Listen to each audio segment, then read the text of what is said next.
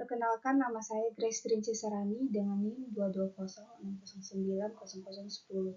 Di sini saya akan mempresentasikan mengenai pengertian sistem pencegahan kebakaran dan syarat-syaratnya. Yang pertama adalah pengertian dari sistem pencegahan kebakaran, yaitu serangkaian perangkat dan prosedur yang dirancang untuk mendeteksi, memadamkan, dan mencegah kebakaran. Sistem ini termasuk peralatan deteksi seperti alarm asap dan detektor panas, sistem pemadam seperti sprinkler dan alat pemadam api portable, serta prosedur evakuasi dan pelatihan untuk merespon kebakaran dengan cepat dan efektif. Sistem pencegahan kebakaran dapat berfungsi dengan baik asalkan sebelumnya dilakukan persyaratan pada bangunannya sendiri dengan uraian sebagai berikut. Yang pertama, mempunyai bahan struktur utama dan finishing yang tahan api. Yang kedua, mempunyai jarak bebas dengan bangunan-bangunan yang di sebelahnya atau terhadap lingkungannya. Yang ketiga, melakukan penempatan tangga kebakaran sesuai dengan persyaratan-persyaratannya. Yang keempat, mempunyai pencegahan terhadap sistem elektrikal. Yang kelima, mempunyai pencegahan terhadap sistem penangkal petir.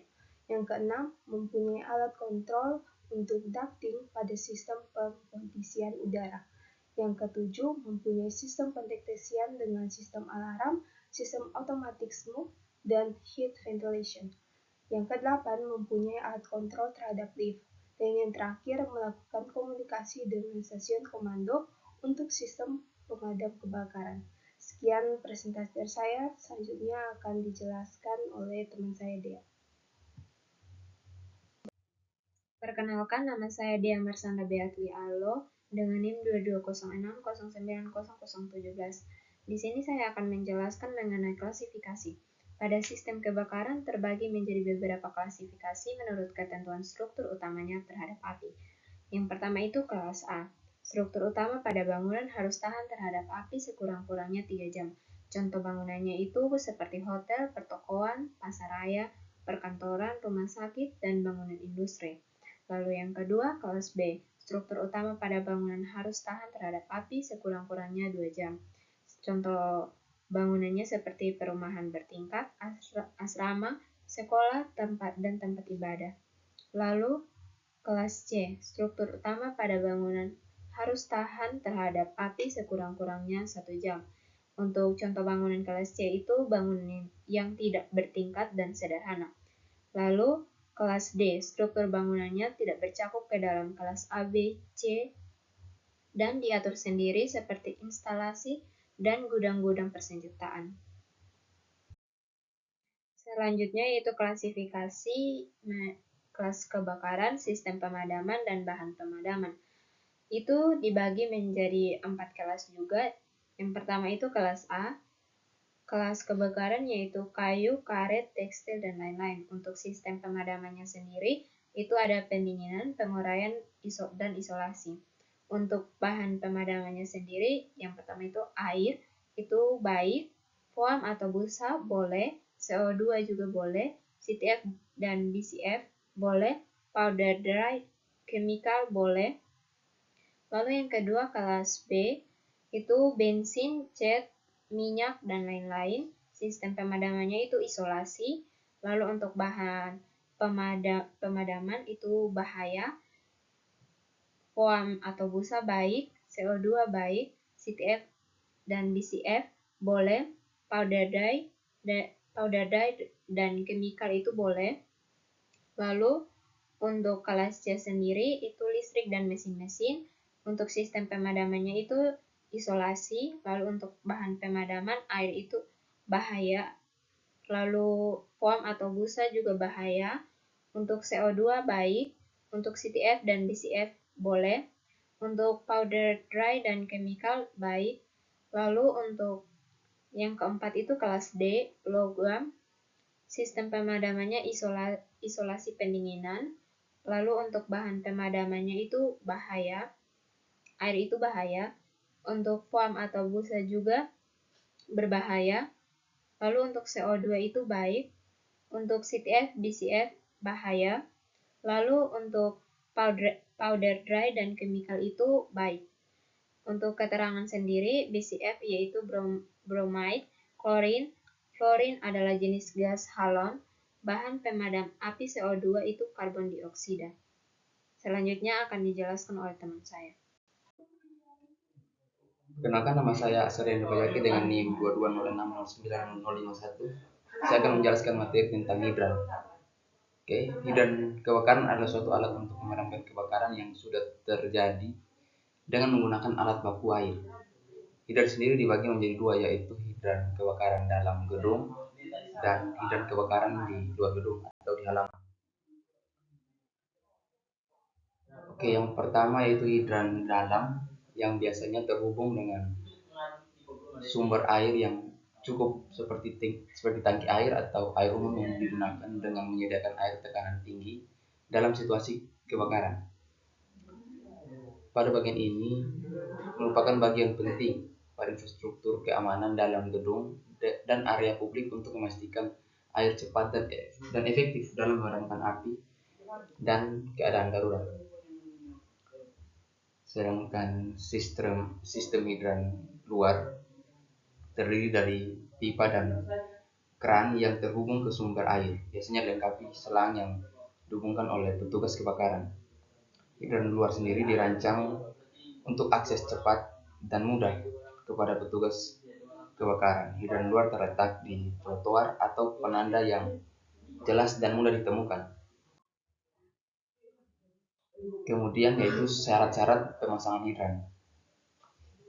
Untuk memasang hidran, peralatan hidran yang diperlukan yaitu yang pertama, sumber persediaan air hidran kebakaran harus diperhitungkan selama pemakaian 30 sampai 60 menit dengan daya pancar 200 galon per menit. Kemudian syarat berikutnya yaitu pompa kebakaran dan peralatan listrik lainnya harus mempunyai aliran listrik tersendiri dari sumber daya listrik darurat. Berikutnya yaitu selang kebakaran dengan diameter antara 1,5 atau 2 harus dibuat dari bahan tahan panas dengan panjang selang 20 sampai 30 meter.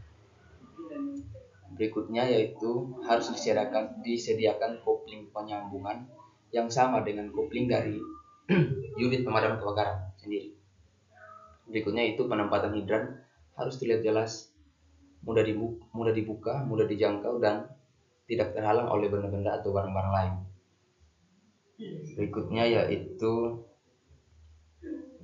hidran di halaman harus menggunakan katup pembuka dengan diameter 4 untuk 2 kopling dan diameter 6 untuk 3 kopling, dan mampu mengalirkan air 250 galon per menit atau 950 liter per menit untuk setiap kopling itu sendiri. Sekian dari saya. Baik, perkenalkan, nama saya Teddy Bertrand Tode dengan NIM 2206090030. Saya akan melanjutkan materi yang berikut tentang sprinkler. Sistem sprinkler dalam ruangan adalah sistem perlindungan kebakaran yang menggunakan pipa dan sprinkler yang dipasang di langit-langit atau dinding ruangan untuk menyebarkan air atau bahan pembersih lainnya secara otomatis ketika detektor panas mendeteksi suhu yang tinggi atau api. Berikutnya adalah kepala sprinkler. Kepala sprinkler adalah bagian dari sprinkler yang berada pada ujung jaringan pipa. Diletakkan sedemikian rupa sehingga perubahan suhu tertentu akan memecahkan kepala sprinkler dan akan memancarkan air secara otomatis. Kepala sprinkler mempunyai beberapa jenis dan dibedakan dengan warna yang menentukan tingkat kepekaannya terhadap suhu. Contoh warna kepala sprinkler adalah jingga, tabung pecah pada suhu 57 derajat Celcius. Merah, tabung pecah pada suhu 68 derajat Celcius. Kuning, tabung pecah pada suhu 79 derajat Celcius. Hijau, tabung pecah pada suhu 93 derajat Celcius. Dan yang terakhir biru, tabung pecah pada suhu 141 derajat Celcius. Untuk ruangan-ruangan kantor dan bangunan-bangunan umum, biasanya menggunakan kepala sprinkler berwarna jingga atau merah. Penempatan titik-titik sprinkler harus disesuaikan dengan standar yang berlaku dalam kebakaran ringan. Setiap kepala sprinkler dapat melayani luas area 10 sampai dengan 20 meter dengan ketinggian ruangan minimal 3 meter. Ada beberapa cara pemasangan kepala sprinkler seperti dipasang di bawah plafon atau langit-langit, di atas plafon atau ditempel di tembok. Kepala sprinkler yang dipasang dekat tembok harus mempunyai jarak tidak boleh lebih dari 2,25 meter dari tembok. Dan berikutnya, sistem sprinkler menggunakan sistem pompa yang akan dikeluarkan dari kepala sprinkler saat suhu ruangan terpicu naik. Kepala sprinkler dipasang di plafon sehingga ketika suhu ruangan naik, maka katup pada kepala sprinkler terbuka dan memancarkan air di ruangan tersebut. Perkenalkan, nama saya Baltasar Yohanes Dalo dengan NIM 220600931. Baik, saya akan melanjutkan materi presentasi yang selanjutnya, yaitu halon. Tabung gas halon diletakkan dan dihubungkan dengan instalasi ke arah kepala sprinkler pada daerah ini. Penanggulangan kebakaran tidak diperbolehkan menggunakan air pada ruangan yang penuh. Kalau terjadi kebakaran, sprinkler akan pecah secara otomatis dan gas halon akan mengalir keluar untuk memadamkannya. Selain gas halon, juga tidak diperbolehkan untuk digunakan. Yang berikut adalah tangga darurat. Untuk menghubungkan ruang-ruang, diperlukan adanya tangga yang berfungsi sebagai tempat untuk melarikan diri dari gangguan kebakaran yang disebut tangga darurat. Tangga kebakaran ini mempunyai syarat-syarat tertentu. Yang pertama adalah tangga terbuat dari konstruksi beton atau baja yang mempunyai ketahanan kebakaran selama 2 jam. Tangga dipisahkan dari ruangan lain dengan dinding beton tebal minimal 15 cm atau tebal dinding 30 cm dengan ketahanan api 2 jam. Bahan-bahan finishing seperti lantai dari bahan yang tidak mudah terbakar dan tidak licin. Susunan tangga terbuat dari besi. Yang berikutnya adalah lebar tangga minimal 120 cm untuk lalu lintas 2 orang. Pintu tangga terbuat dari bahan-bahan yang tahan kebakaran selama 2 jam. Pintu atas terbuka keluar ke atap gedung dan semua pintu kecuali pintu bawah terbuka ke atrium. Pintu bawah terbuka keluar dan menghubungkan langsung ke ruang eksterior. Pintu tahan api dilengkapi dengan engsel, kunci, dan pegangan tahan api. Pintu tidak dapat dibuka secara otomatis dari tangga kecuali pintu atas dan bawah. Letak pintu kebakaran ini mempunyai titik terjauh dalam jarak 25 meter yang dapat dijangkau oleh penghuninya, sehingga bangunan dengan luas 600 meter persegi dapat menampung 50-70 orang untuk memerlukan tangga darurat. Untuk mencegah asap api masuk ke dalam tangga, perlu dilakukannya exhaust fan untuk mengeluarkan asap di depan tangga, kipas bertekanan. Ini menciptakan tekanan yang lebih tinggi di dalam tangga dibandingkan tekanan di luar. Di dalam dan di depan tangga diberi alat penerangan sebagai petunjuk arah tangga dengan gaya otomatis atau emergensi.